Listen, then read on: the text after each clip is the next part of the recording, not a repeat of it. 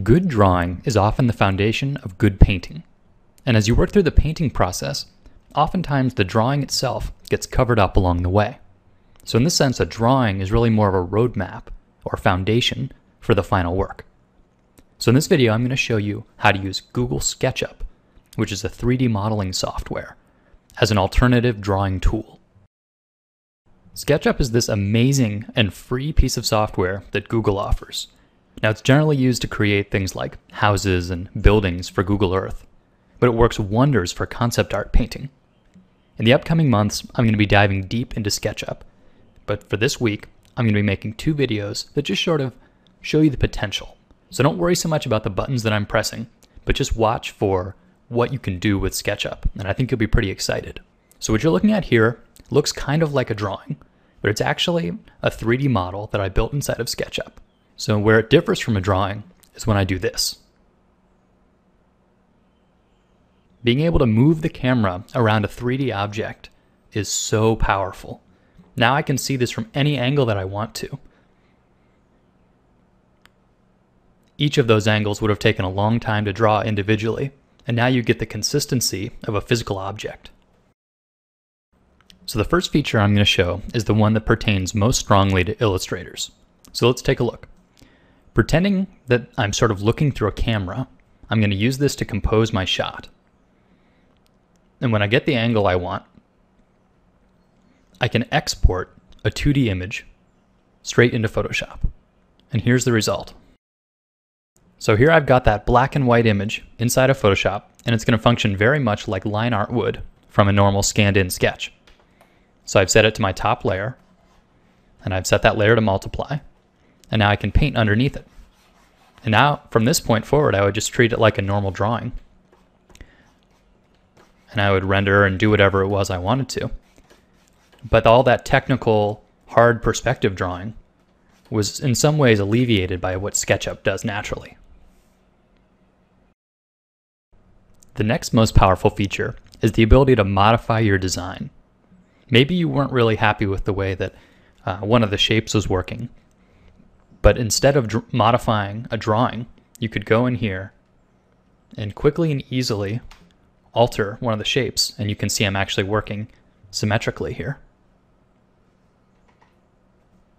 And you can dramatically affect the outcome. In fact, I could scale and change the entire shape of the vessel with one click.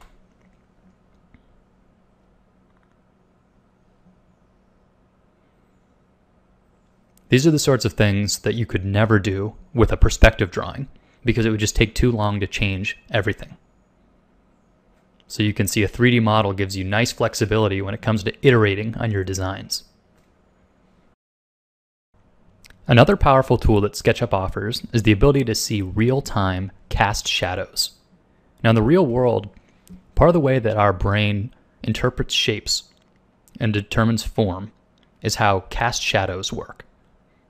So when you're designing something, being able to see the shadows that it casts is actually a really helpful tool. Well, in SketchUp, I can turn on shadows, and then I can move the form around and get a really solid understanding of how those shapes lay in space. But it gets even cooler when I can actually change the time of day and watch those shadows roll across the form.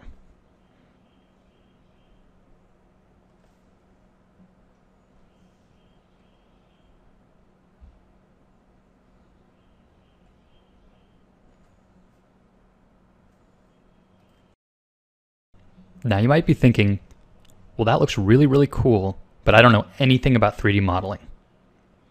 And now, personally, I've actually used a variety of 3D softwares. And the nice thing that I can tell you about SketchUp is that it's really designed for a non-technical person.